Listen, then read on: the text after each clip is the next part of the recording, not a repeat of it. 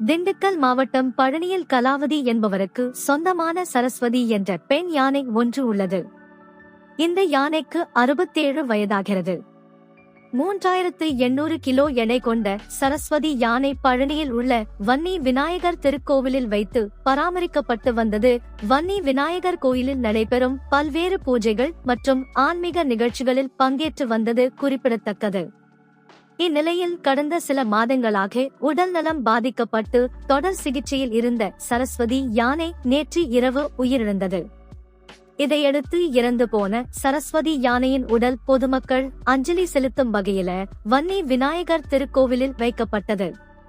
யானையின் உடலுக்கு ஏராளமான பொதுமக்கள் மலர் தூவி அஞ்சலி செலுத்தினர். தொடர்ந்து வனத்துறையினர் முன்னிலையில் கால்நடை மருத்துவர்கள் யானையை பிரேத பரிசோதனை செய்த பிறகு யானையின் உடலை சண்முகநதி பகுதியில் அடக்கம் செய்யப்பட உள்ளது. பழனியில் தனியாருக்கு சொந்தமான கோயில் யானை உயிரிழந்த சம்பவம் பொதுமக்களிடையே பெரும் சோகத்தை ஏற்படுத்தியுள்ளது.